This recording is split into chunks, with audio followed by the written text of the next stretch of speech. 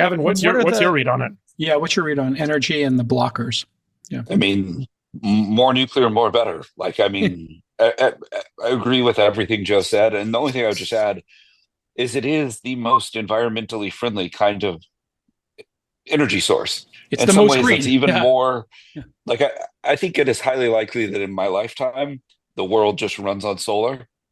Like, if you just, we all know compound interest is the greatest force on Earth. But if you just look at the rate at which photovoltaic cell efficiency is compounding, battery efficiency is compounding, and people make these balance of system arguments.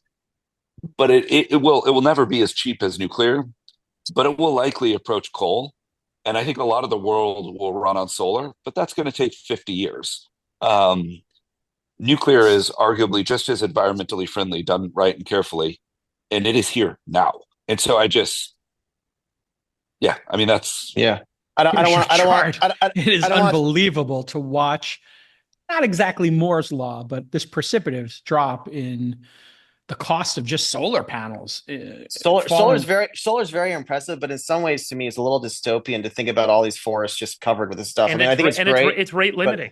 It's rate limiting. You have to have many acres rolled out, and with nuclear, you can have a building that can power the equivalent of many acres. So the answer is both. But it is Right. like Elon has tweeted many times about the tiny fraction of deserted desert areas of America that need to be covered with panels, and then you put in batteries. There's still a space limiting. Like, let's just fast forward 100 years on planet Earth, and if you look at the past 100 years and the 100 years before that, like energy demand, even on a per capita basis, has this nonlinear kind of scaling problem.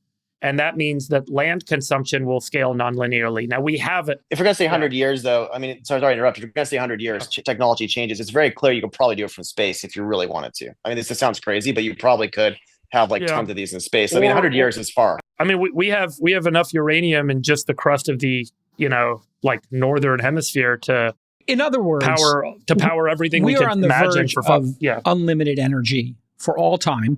Just to wrap this up and move us on.